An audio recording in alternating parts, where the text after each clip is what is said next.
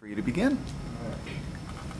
Hybrid electric cars can be seen driving down the road every single day of the week. They're often hailed as an incredible solution for depending on foreign oil and emitting harmful emissions into the air. People consider themselves green, can almost always be seen driving cars that are labeled hybrid or electric or eco-friendly. Firmly believing they're making a huge difference, but for the most part they're actually not, and they just don't know it. Hybrids are not making the difference most people believe, and they actually instead further our dependency on systems that are bad and cause pollution and are well known for creating it. Hybrid cars are not actually as eco-friendly and financially efficient as you would think either. They actually cost a lot more for the most part, and people think that that'll cancel it out, but it really doesn't if you graph it out. I've done a lot of research utilizing a lot of different formats of online sources and reading the ones that are for hybrid cars and against them. There's actually more against them, which is kind of surprising. For the next couple minutes, I'll talk about first the definition of sustainable transport, and then I'll tell you why hybrid vehicles really don't fit it any better than a regular car does.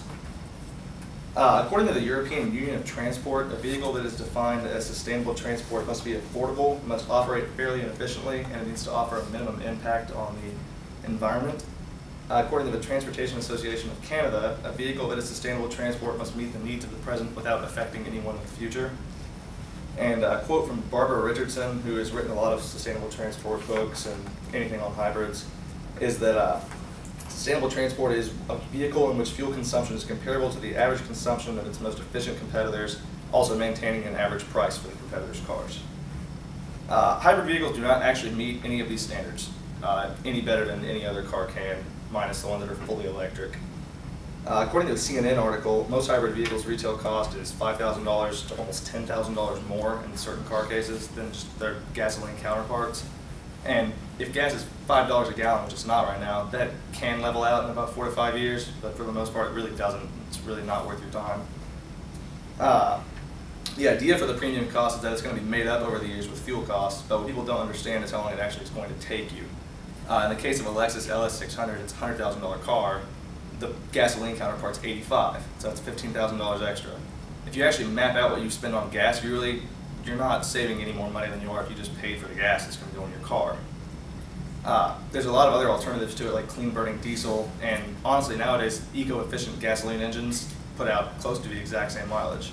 Volkswagen's new TDI diesel Jetta gets 43 miles per gallon, and a classic Prius gets 46. So for $5,000 more, what are you really saving? 3 miles per gallon. Doesn't really balance out the cost at all. That and hybrid vehicles run best when they're in town. At about 40 miles per hour, they can run for a few miles at a time on just electricity. But if your daily commute involves the highway, it's really just running on gas, like every other car is, and you're not saving as much as you'd think. Also, hybrid vehicles have their own negative impact on the environment, which many people don't think they would, because if you really look at it, why would they, right? There's still gasoline running engines. They still put out emissions like every other car does. So that's reason number one. They still do everything that other ones do. The batteries that hybrid vehicles use depend on minerals like cobalt and lithium.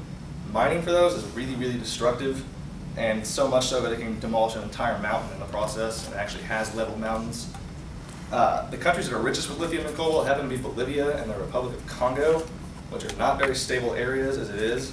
So really, if you're going to mine there and destroy their towns, we're just trading a fight in the Middle East for a fight in other countries. It's not really exactly worth it. According to a 2003 report that was titled Getting the Lead Out by the Environmental Defense Agency of the U.S., an estimated 2 million tons of lead can be found in the batteries in hybrid cars driving today.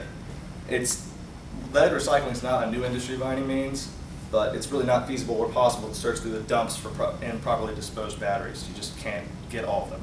You have to judge people's morals to go put them in themselves, but most people aren't going to. Or if the car gets crushed, where do the batteries go? If they weren't removed, they're just going to soak the ground with lead, which I think everybody knows is really poisonous. Another major reason hybrid vehicles are not exactly worth your time is battery maintenance. Manufacturers offer a much longer warranty period, 8 to 10 years, and 100,000 to 150,000 miles, which is a lot more than a regular car like a Ford, for example. But those batteries do have to be replaced eventually, mostly at 100,000 miles, and most dealers don't offer 150,000 mile warranties. In 2003, when the original Priuses were all out still, to replace the batteries was $10,000. The whole car was $25,000. So you drive it for 100,000 miles and you might as well just trash it and go get a new car again. So the life expectancy of them, while you think you're saving money the whole time, at the end of the day, if you have 5 years and you happen to be a highway driver, well, what's going to happen? You're just going to toss your car or suck it up and pay for it. There are alternatives. You can spend about $4,000 to $5,000 for used batteries, but how many miles are on those? Maybe they last for another 15,000, maybe they don't last at all, and then you're screwed either way.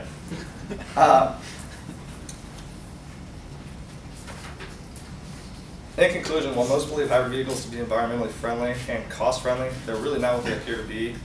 The definition of sustainable transport is best summarized as affordable, efficient, and environmentally friendly.